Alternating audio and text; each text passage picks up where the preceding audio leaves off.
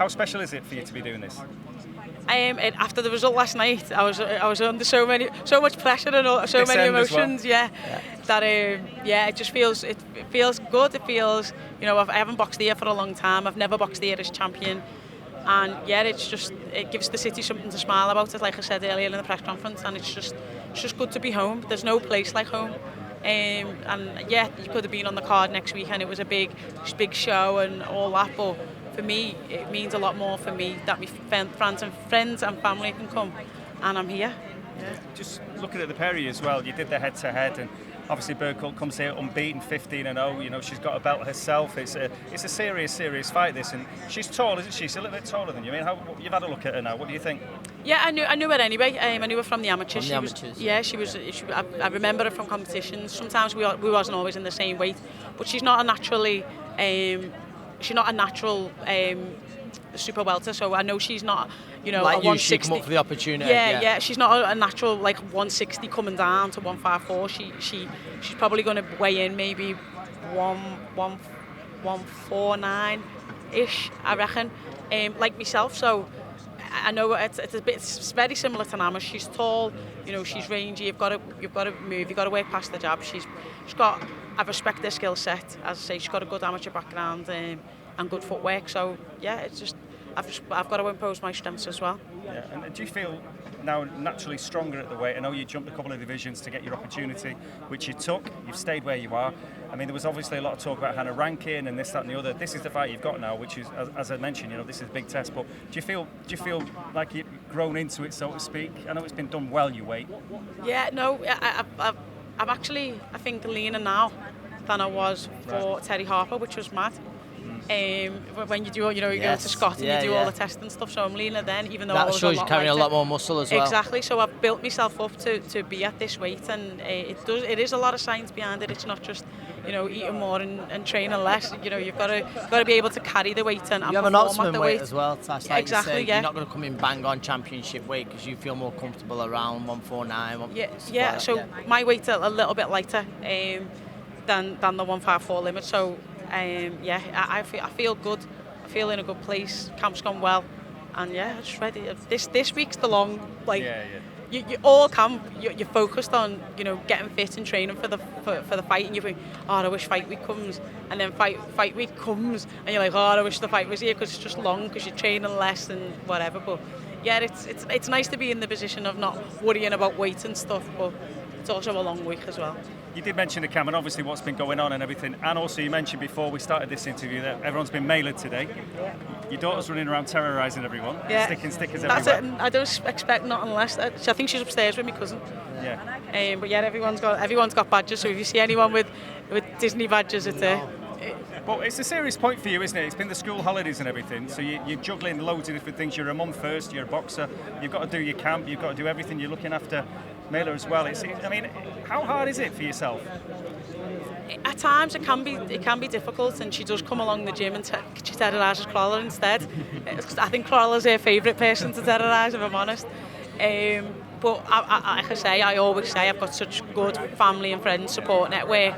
She's been to festivals, she's been on holiday to Spain with my cousin, so she hasn't missed out, and she's gone with them, and they take her because they know that I'm busy with work, so they take her and she doesn't miss out, and then when she's home she comes along with me to the gym and terrorises everyone else as well as me, so she's the only person I'm scared of in the world.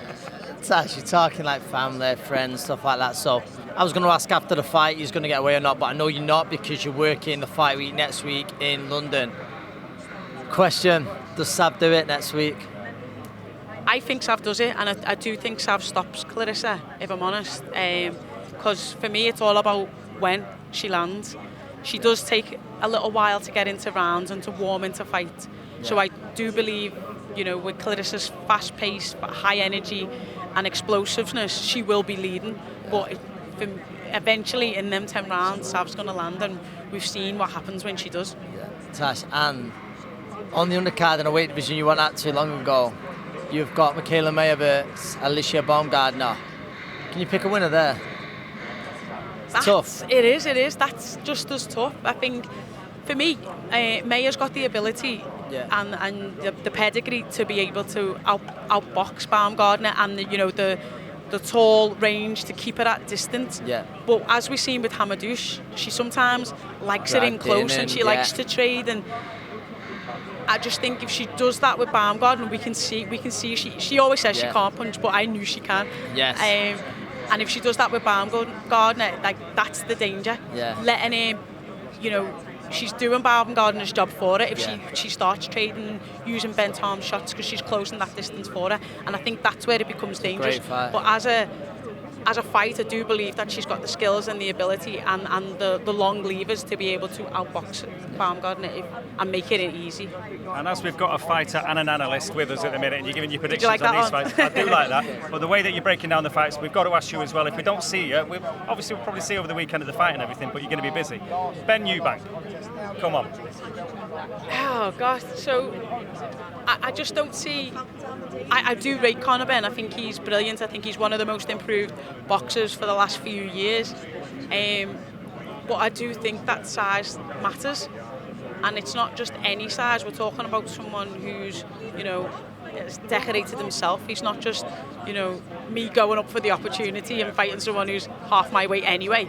It's someone who's a natural heavier weight. And yet there is clauses, and yet there is rehydration clauses and whatever. But I just think it's a tough night for Conor Benn. A good big and beats good little in that kind of attitude, Yeah, and exactly that. I just don't... there's more chances and ways that I see Eubank winning than I do for Benn. But he is young, he has got that hunger, he is fast, he is explosive, and we have seen that he has got power. So how drained Eubank is could be a factor. And obviously with the rehydration clause, that is a big, massive factor, as we've seen with, of late.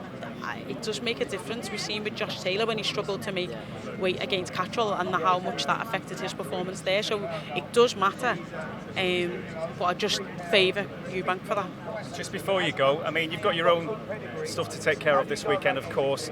Harper-Rankin and Terry Harper are going to go at it, of course, soon as well. I mean, that then could be potential for you, should everything go your way as we expect it might this weekend. Who would you favour in that one? You've shared the ring with Terry, so there's unfinished business there. But she's more, I suppose you could say, more naturally your weight. And I mean, where would you sit with that? With fighting Terry. Who do I think wins? Who do you think? Who would you want, kind of thing?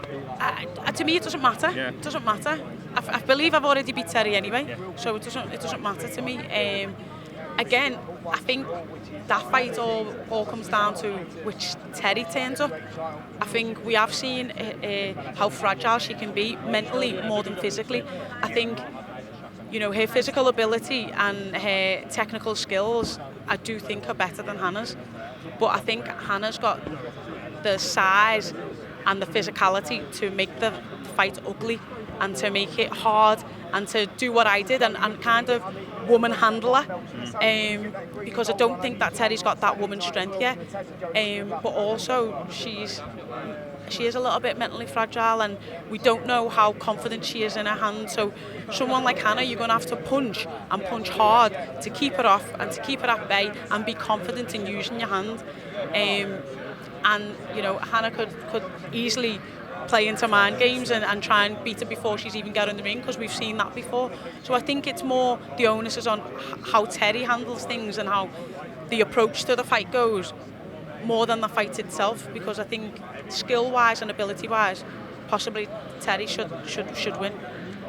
Well, we'll let you go now, but that final one, it's nice to be at Anfield, where a member of your family is now a Manchester United player, so I thought we'd get that one in. Oh, I know, that's the only kit the baby's not getting. Yeah. Is she settling all right, Nikita, to United? Yeah, she's enjoying it. I've seen a few of her posts. I haven't got round to going round and seeing her yet. Feels like home. Well, Tash, best I hope she's wearing a Liverpool top underneath that United one like she used to do at Everton.